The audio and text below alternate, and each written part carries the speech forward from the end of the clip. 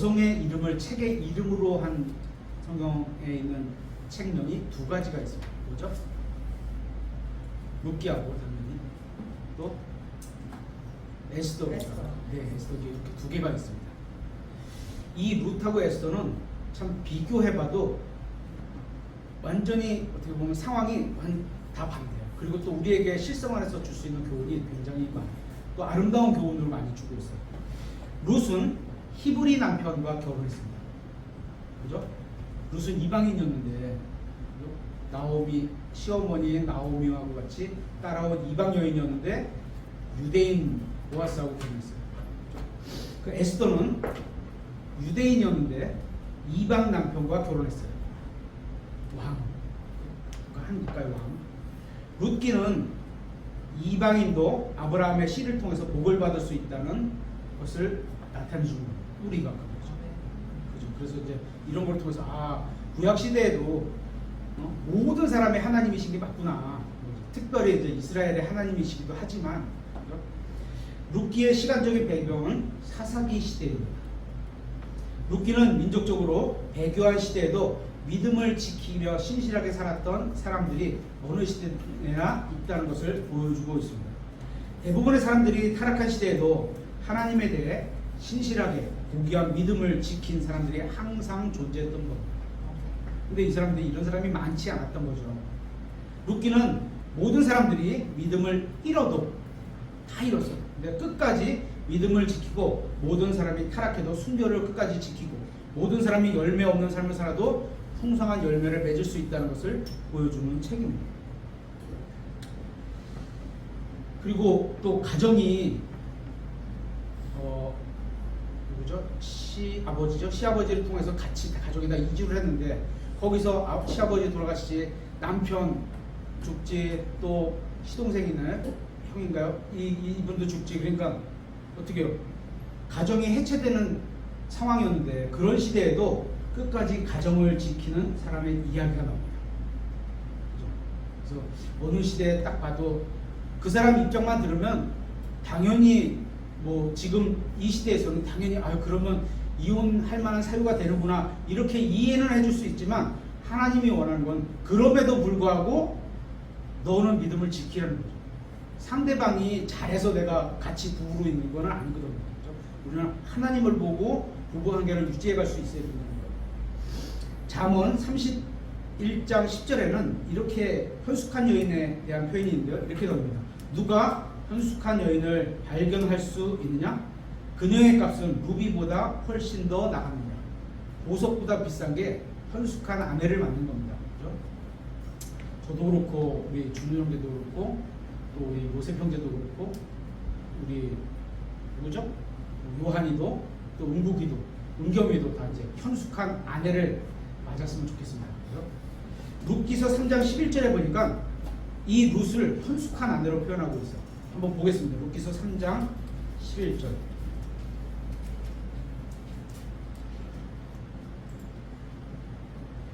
보석보다 더 훨씬 더 나가는 값진, 보석보다 훨씬 더 값진 게 현숙한 여인이라는 거죠. 또 자매님들은 현숙한 여인으로 살아서 하나님이 그렇게 판단해주면 기뻐하시는 그런 삶을 사는 거죠. 3장 11절 한번 보겠습니다. 내 딸아 이제 두려워하지 말라. 내가 요구하는 모든 것을 내가 내게 행하리니 이는 내가 현숙한 여자인 줄. 이건 보아스가 하는 얘기인데 룻에게 이방인 여인이거든요. 이방인 여인인데 하는 행동과 어떤 뭐 이런 것들을 다 지켜봤더니 이 여자는 현숙한 여인이다. 이렇게 보아스가 얘기를 해주는 거예요. 여자인 줄 내 백성의 온 도시가 알기 때문에 자기만 아는 게 아니야. 주변에 있는 사람도 다 알아. 그렇게. 그렇죠? 이것은 모압 땅에서 온 이방 여인에게 보아스가 했던 말입니다.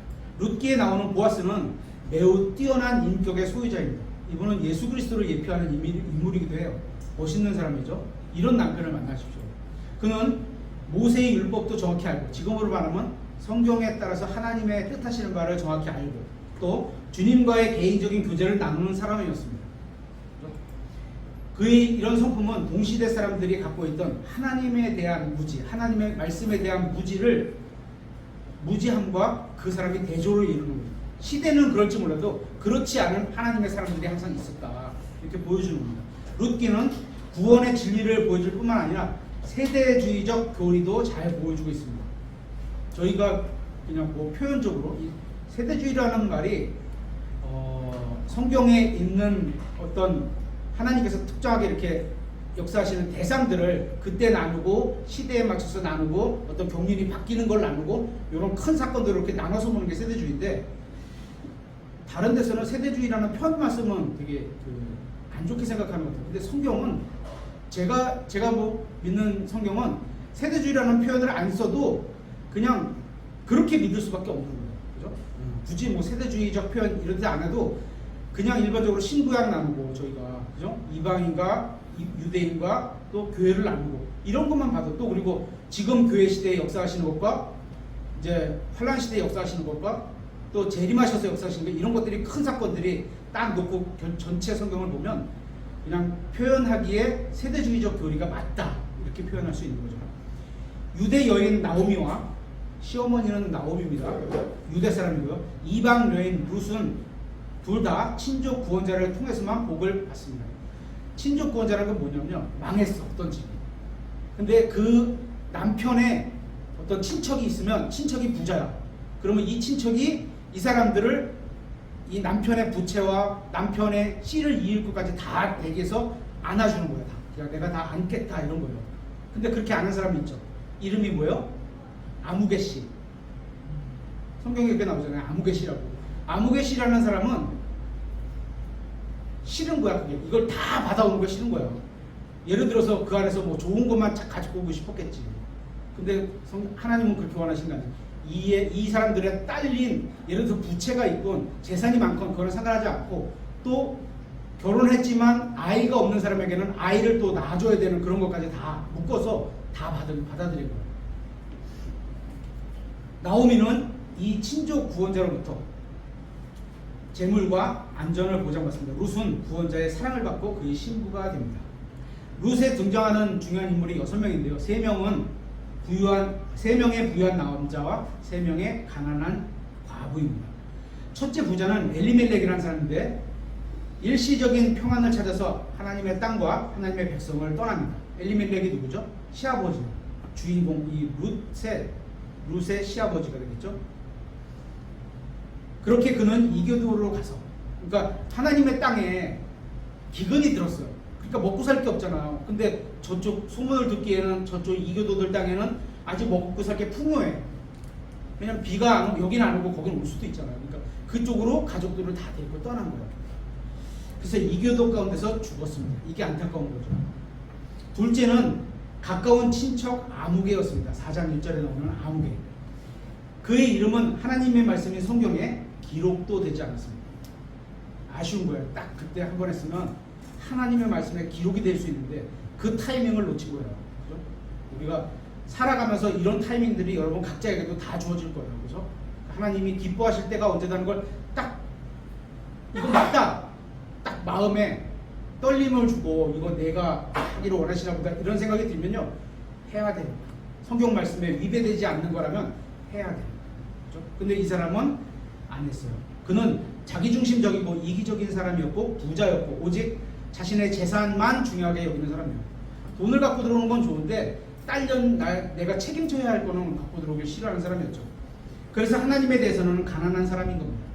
그는 선한 일을 할 수 있는 능력은 있었는데, 그죠? 재물도 있고 권력도 있고 풍요로움도 있었는데, 그래서 남에게 베풀 수 있는 여지가 되는데, 하나님이 이렇게까지 주셨는데 이거를 어떻게 해요? 나만 먹고 살려고 이거를 선행으로 베풀지 않았다. 그죠? 그리고 세 번째 부자는 보아스였습니다. 그는 그리스도처럼 강하고 부유한 사람이고 추수때의 주인이었습니다. 그래서 룻이 이렇게 어느 밭에 가서 이렇게 주스러 갈 때 누구죠?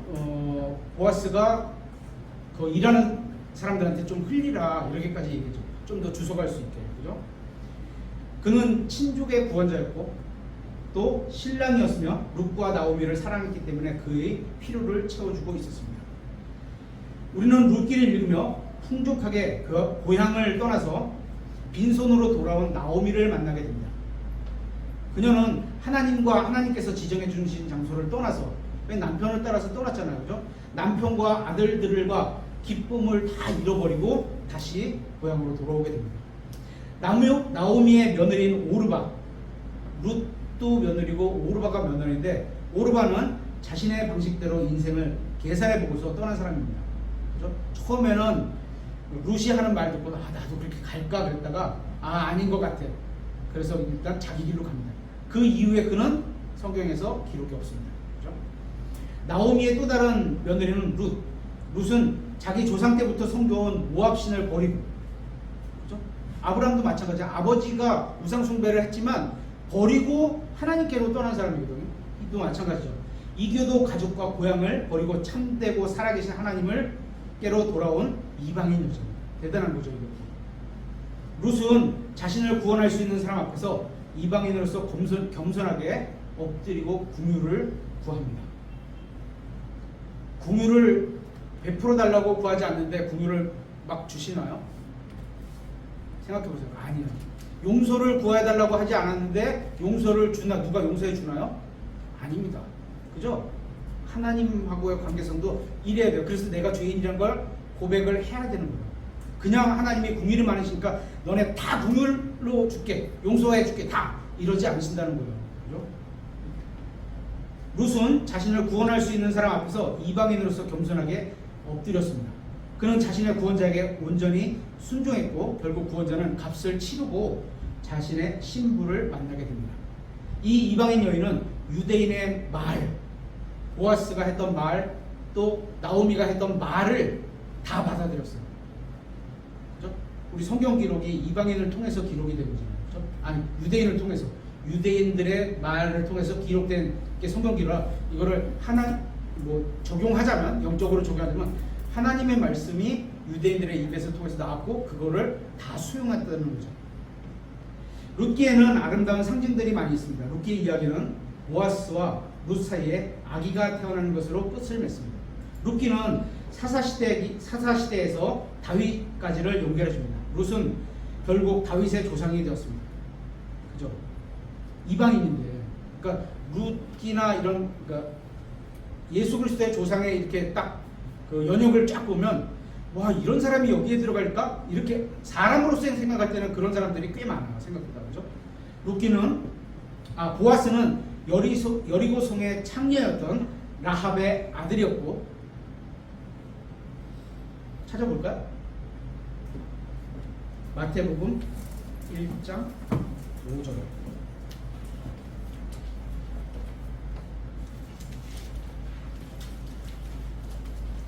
1장 5절.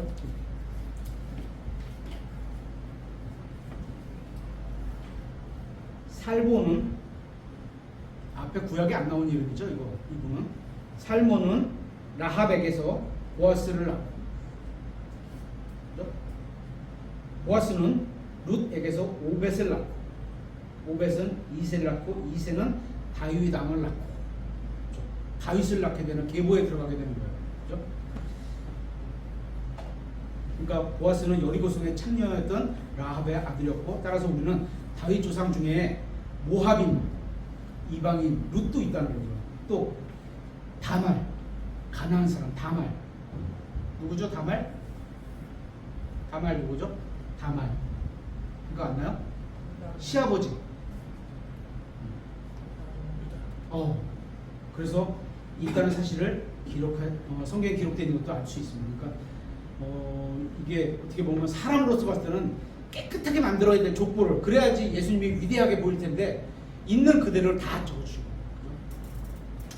룻기에서 하나님께서는 이방 여인을 메시아의 계보에 넣으셨습니다. 마찬가지로 주님께서는 자신의 죽음과 부활을 통해서 우리를 가족으로 받아주셨습니다. 우리도 이방인이잖아요. 주님께서는 이러한 방식으로 많은 이방인들을 받아주셨습니다. 룻기는 그리스도의 조상인 다윗의 계보를 세우고 메시아의 계보의 초석이 되기도 했습니다. 룻기는 우리 영어 킹제임스 성경의 경우 85절과 2578단어로 이루어졌습니다. 이 책은 사사들이 다스리던 시기 중에 10년여 기간 동안에 다루고 있는 책입니다. 룻기의 연대는 다윗의 통치 기간 중에 기록된 것으로 보입니다. 그렇게 보는 이유는 룻기에 다윗의 이름이 등장하기 때문에 그 이전에 기록되었을 수는 없을 것 같고, 또 다시 룻기에 만약에 솔로몬 시대에 기록이 됐다면 솔로몬 정도는 이름이 나오지 않았을까라는 추측에 의해서 다윗 시대에 기록됐을 것이다, 이렇게 추정을 해보는 걸 봅니다. 룻기의 기록 목적은 세 가지입니다.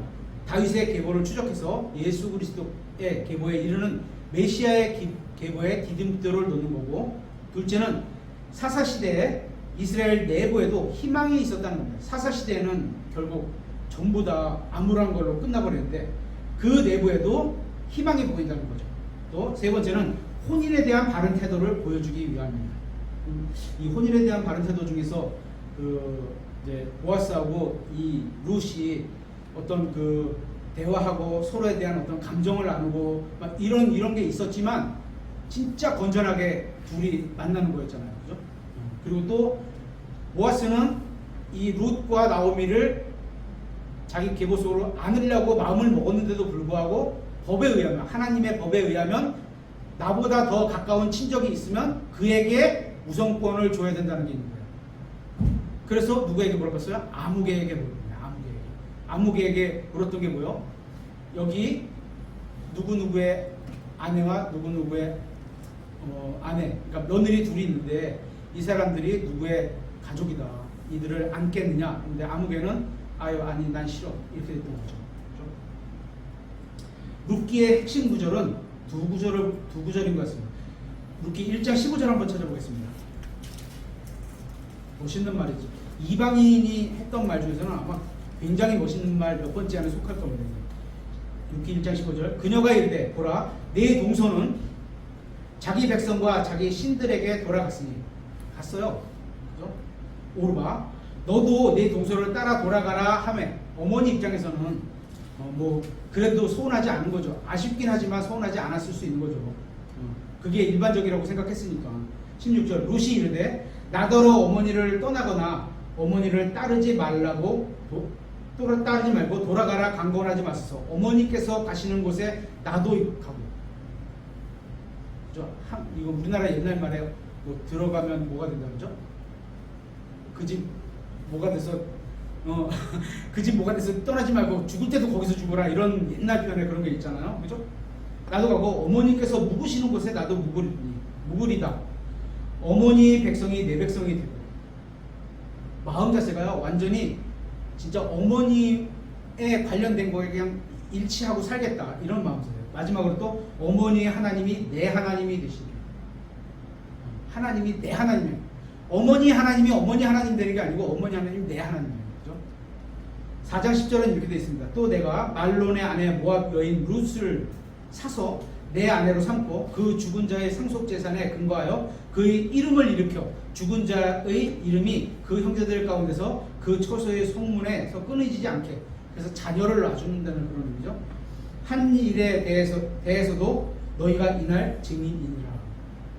이방 여인을 얻고 또 그리고 과부 여인을 얻는데도 보아스가 사랑하는 게 철철 넘치죠. 핵심 단어는 친족이라는 단어가 14번 등장합니다. 그리고 구속되었다, 돈 주고 샀다, 이런 거죠. 로마서에 많이 나오는 구속되었다, 리딤, 값을 치르고 삼, 이게 9번 나오고, 또 안식, 평안을 얻는 안식이 3번 나옵니다.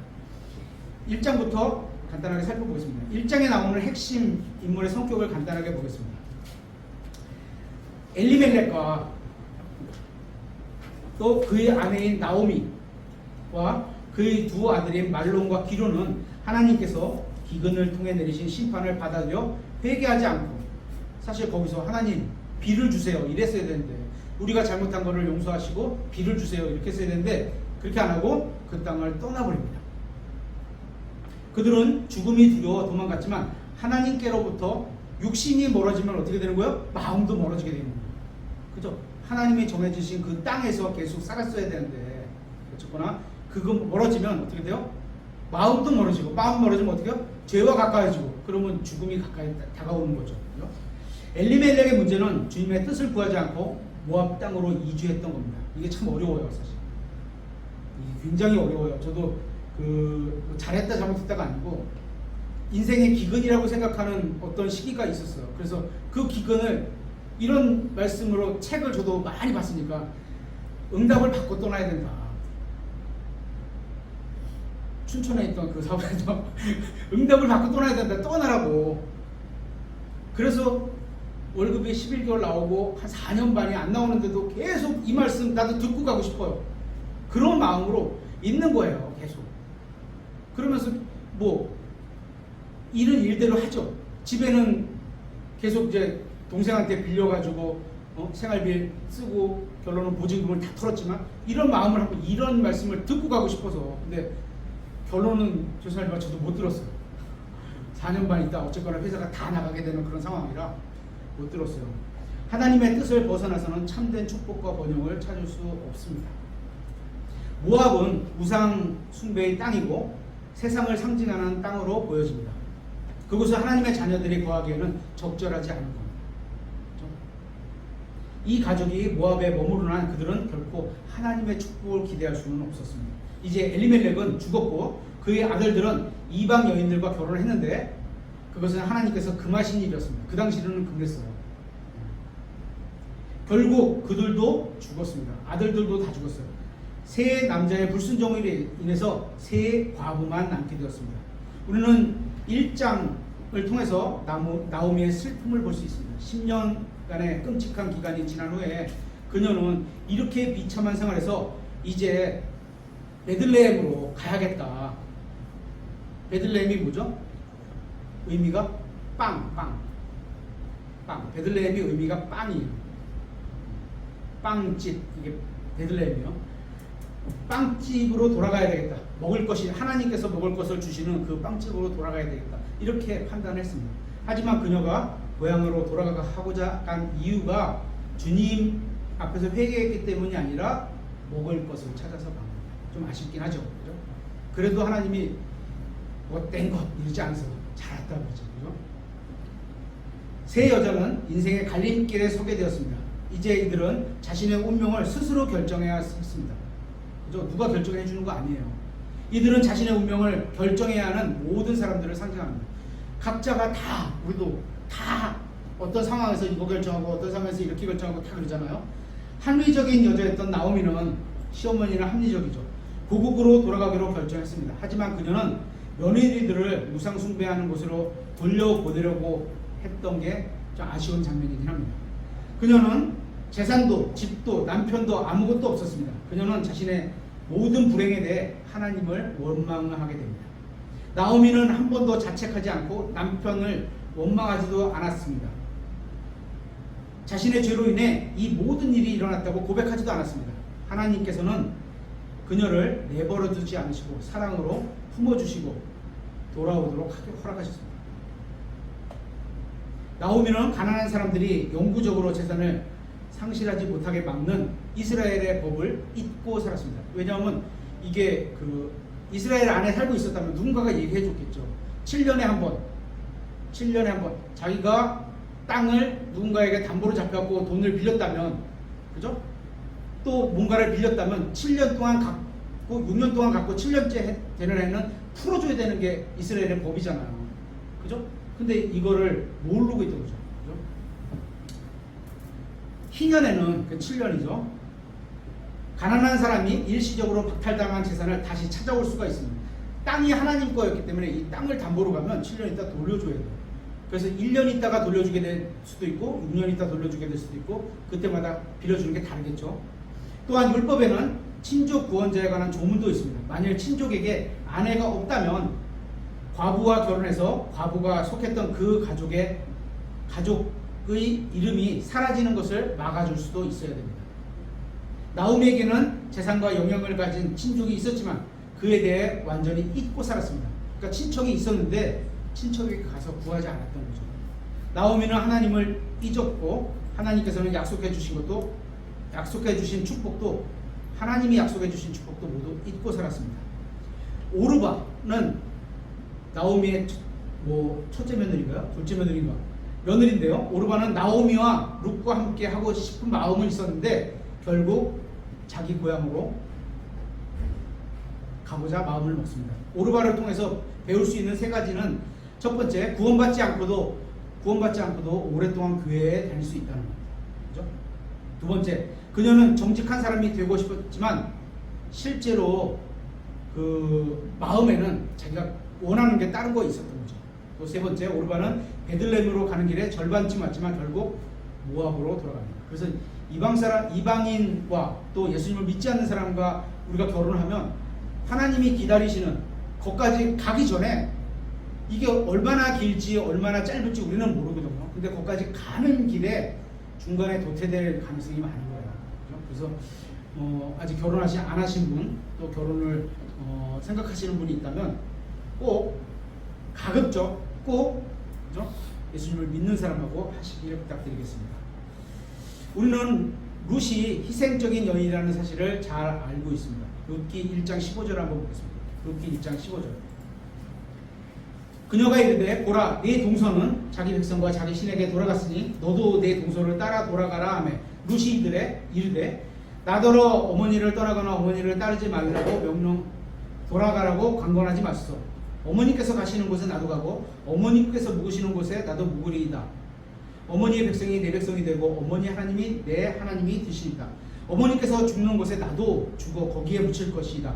만일 죽음 외에 다른 것이 나와 어머니를 갈라놓으면 주께서 내게 벌 내리시고 더 내리시기를 원하나이다.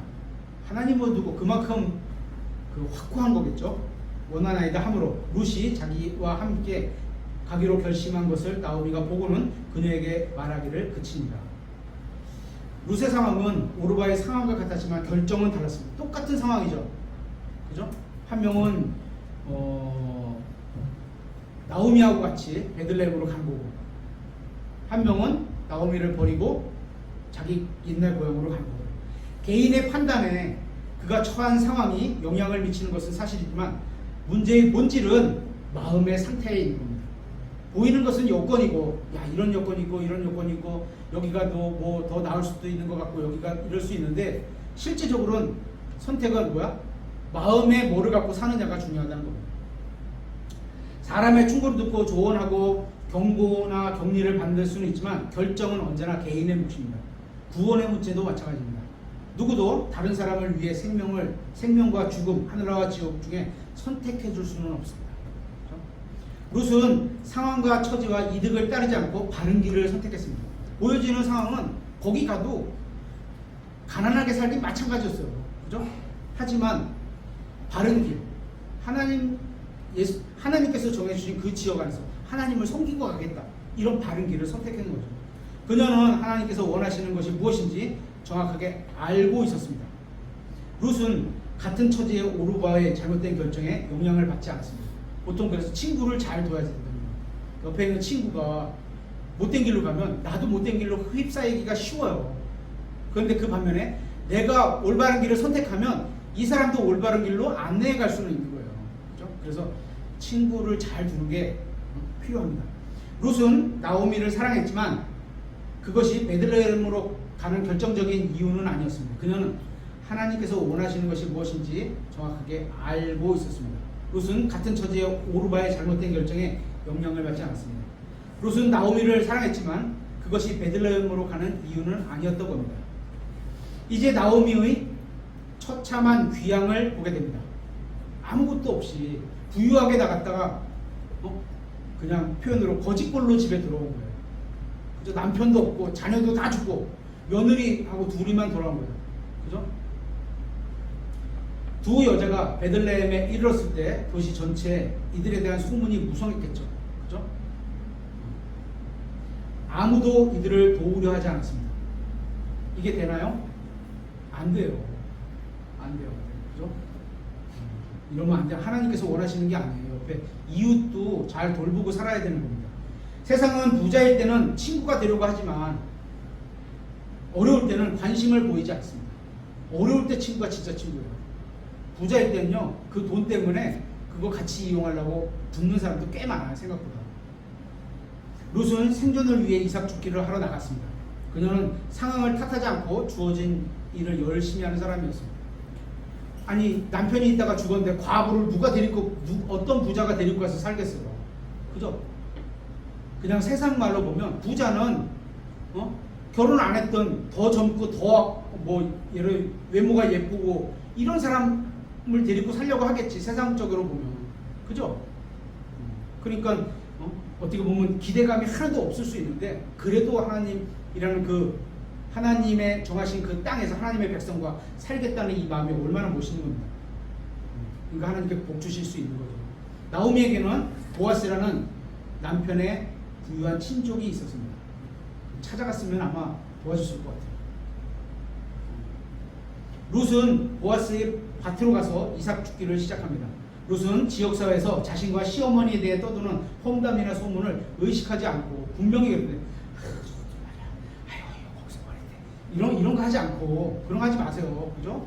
그런 거 하지 않고 그냥 자기네 주어진 일을 열심히 이삭을 주어서 어머니하고 나의 필요를 공급하는 데 열심히 일을 했던 겁니다. 보아스가 사람들과 인사하는 것을 보면 그의 신앙을 볼 수가 있습니다. 보아스는 일꾼들에게 주님께서 너희와 함께 하기를 원하노라고 했습니다. 일꾼들은 주께서 당신께 복을 주기를 원합니다, 이렇게 응답을 했습니다. 그러니까 보아스의 삶의 기준이, 중심이 하나님께 있다는 걸 볼 수 있는 거죠. 이것으로 보아스의 강하고 단순한 믿음을 보여줍니다. 그는 낯선 타국인인 룻을 보고도 자신의 종들에게 룻이 이삭을 죽도록 허락하라고. 어떻게 이방민족이 그죠? 거룩한 백성, 하나님의 백성에 들어와서 이삭을 죽도록 하겠어요. 그죠? 그런 의미가 아닌데 이게 지시했습니다. 그녀가 이삭을 쉽게 죽도록 하기 위해 종들이 일부러 손에 쥔 것을 얼마를 떨어뜨려 남겨두게 했습니다. 은혜를 더 보여주는 거죠. 게다가 그는 룻에게 자신의 종들이 떠올 물을 마셔야 된다고 허락해줬습니다. 최소한 동급 이상으로 여기는 거죠. 그렇죠? 남이 떠온 물을 맞게 해주는 거죠. 그렇죠? 종들에게는 그녀를 보호해주라고 지시했습니다. 보아스가 룻에게 이렇게 호의를 베푼 이유는 시어머니인 나오미를 향한 그녀의 헌신과 사랑 때문이었습니다. 2장에서 룻이 시어머니에게 돌아오는 장면이 나옵니다. 룻은 시어머니에게 오늘 자신과 함께 일한 사람들이 땅의 주인이 보아스라고 말합니다. 룻의 이야기를 들은 나오미는 룻이 일한 밭의 주인이 바로 자신들을 회복시켜줄 친척이라고, 회복시켜줄 친척의 이름이 기억났던 겁니다. 아, 저 사람. 그죠? 3장에서 나오미는 룻과 보아스 사이에 기류를 감지합니다. 이 사람들이 둘이 이렇게 대화가 나누고 친절을 이렇게 보여주는 걸 보니까 마음에 있나 보다, 이런 거를 이제 나오미가 이렇게 감지합니다. 마치 어머니가 딸에게 주는 조언처럼 그렇게 해줍니다. 3장 1절에 그때 룻의 시어머니 나오미가 그녀에게 이르되 내 딸아, 내가 너를 위해 안식할 곳을 구하여 네가 잘 살도록 해야 하지 아니하겠느냐? 엄마 같은 마음이죠. 그렇죠? 어떤 부모가 자기 자식이 험한 데서 살고 이런 거 좋아하겠어요? 아니하겠느냐? 나오미는 룻이 남편과 집을 얻게 되기를 원했습니다. 나오미는 보아스의 재산을 보고 그가 엘리멜렉의 권리를 승계하기를 원했습니다. 기도해야죠. 나오미는 룻을 타작마당에 보내어 보아스가 그곳에 누울 때에 그녀의 긴 옷자락으로 자신을 덮도록 했습니다. 이런 행동은 그 당시에 어떤 관습으로 보입니다. 성경에는 표현되지 않아요. 그죠? 이걸 너무 멀리까지 생각하지 마세요. 딱 여기까지예요. 그죠? 관습으로 보입니다. 룻의 행위는 다른 식으로는 해석할 수 없는 특별한 의미를 갖는 행위였습니다. 내가 당신의 어떤 권위 안에 들어가겠다, 이런 의미를 표현하는 거죠.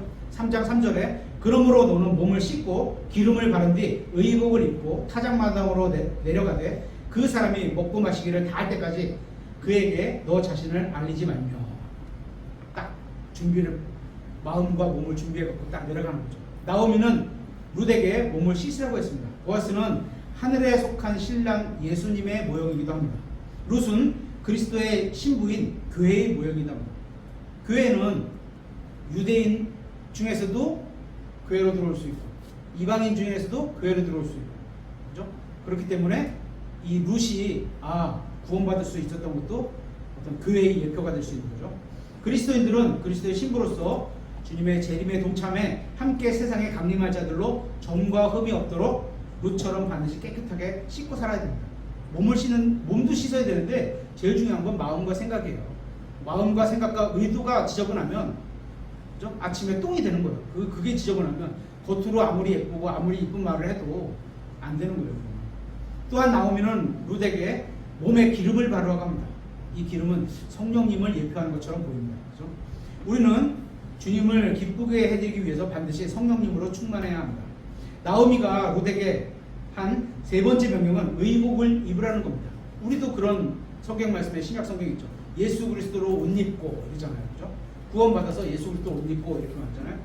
룻은 일할 때 입는 옷 말고 보아스에게 잘 보이기 위해서 다른 옷을 입어야 했습니다. 우리는 육신적으로 더러운 옷을 벗어버려야 하는 이유이기도 합니다.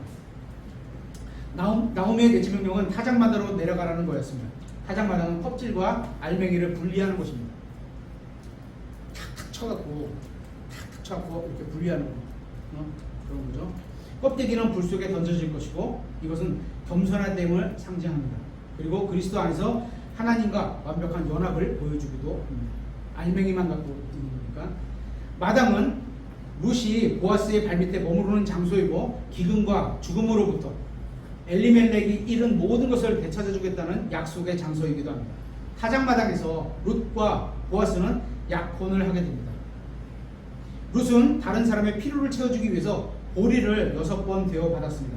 이것은 룻이 노동의 대가로 받은 것이 아니라 그때 받았다면 한 번이나 두 번밖에 못 받는데 훨씬 더 많은 은혜를 받았다는 거죠.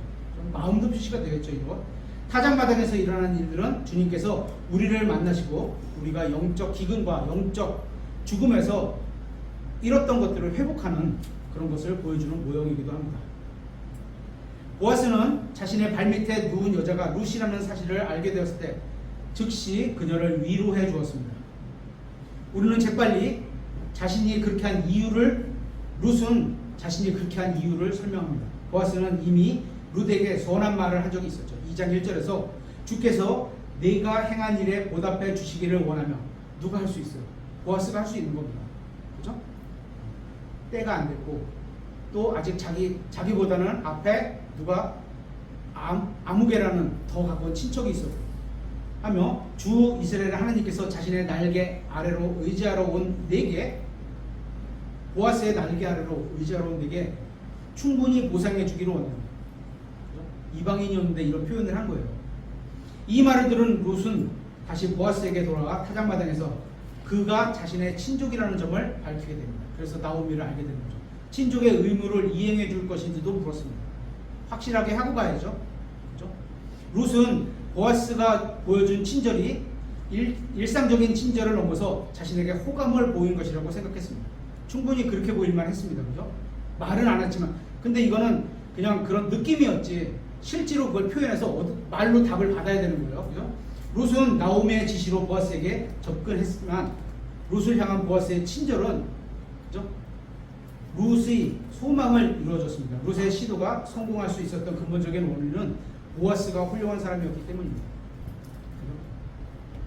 룻과 보아스의 사랑만으로 문제가 해결된다면 좀 더 쉽게 풀어갈 수 있었겠지만 아직 법적으로 권리를 이행할 수 있는 친족의 자격을 획득하는 일이 남아 있었습니다.